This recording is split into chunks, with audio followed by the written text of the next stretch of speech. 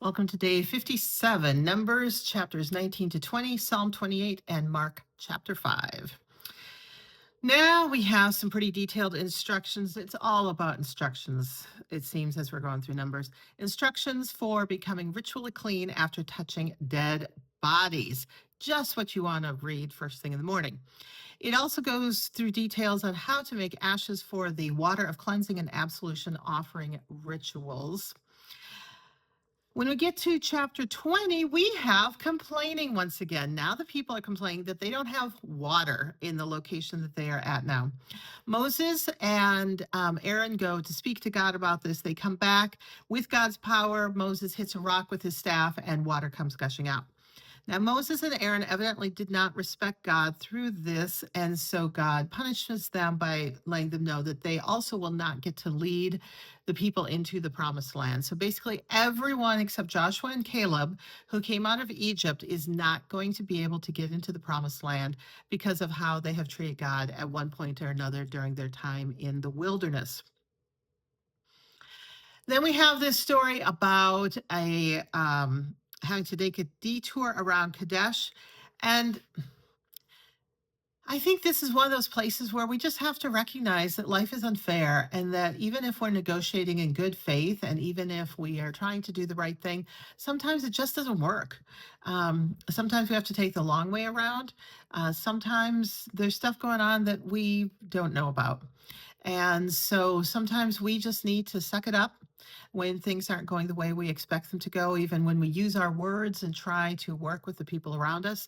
And we just have to realize that we have to take the long way and do things a different way.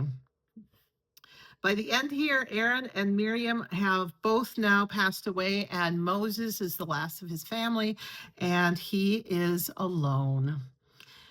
Looking at Psalm, this is a psalm that's got a very different tone than the previous psalm. This is really a cry for help. Once again, this is a great model psalm for you to put in your notebook for a prayer, a way to pray when you're having a really tough time. There's several things that are included in this that I think are good for us to include in our prayers when we are asking for help from God. First of all, there's a cry for help. The person is explaining what's going on and why they need God's help. The person also points out the power that God has. It's a testimony, it's a witness to who God is and what God can do, which is always useful for letting the people around us know. It also demonstrates the prayer's faith in God. By the end, it is clear that this person believed God is going to come through somehow, some way, sometime, and help them. So this is another great one to jot down in your notebook or put notes in the margins that you can come back and use if you find yourself in this sort of situation. Mark 5, we have an interesting story.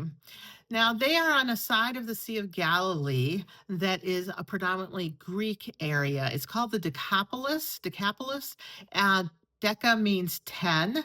If you think decaliters, it's part of the metric system.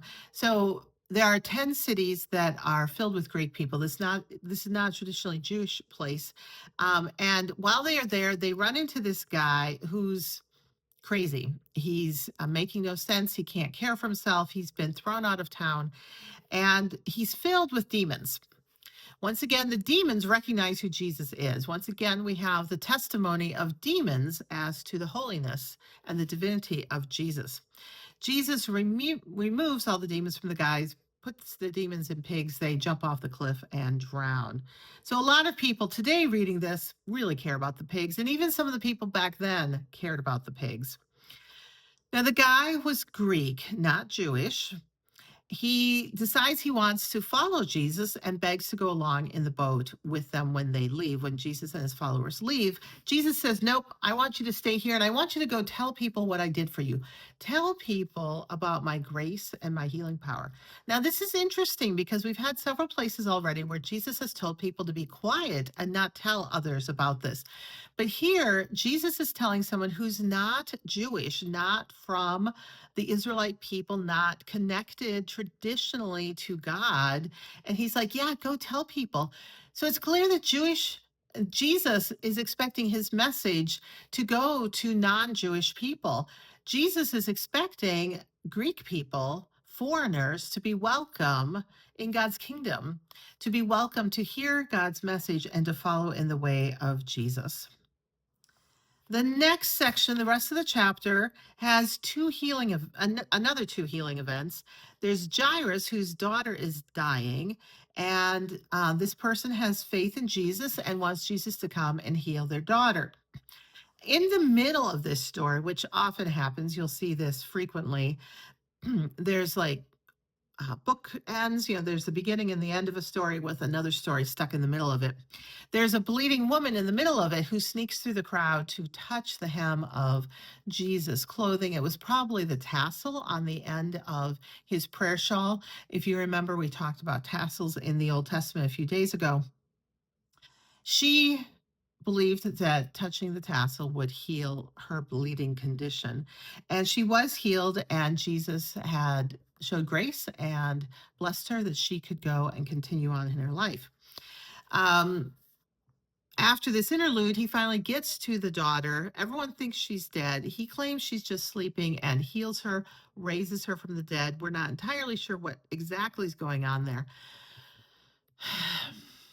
These are hard because a lot of us know some very difficult physical conditions. A lot of us have had loved ones die, and we've wanted them to live. So, what do we do when it seems that our prayers are not being answered? Do we have a lack of faith, or is there something else going on here? I'm not going to say that I have all the answers. I'm not going to say that this cryptic section has all the answers. Sure, Jesus is like, great, your faith has made you well. But I've known lots of people of faith who have prayed for healing and it hasn't happened. So I don't know what all the answers are here. I do think that we have to be open to the fact that maybe we're not praying for the right things, that maybe God has a different plan, and that maybe there are other things that God wants to happen. It could be that we've gotten answers, but the answers are not what we expected, and so we didn't see them. None of this is very satisfying. And this is definitely one of the areas of faith and religion that a lot of people struggle with across many religious traditions.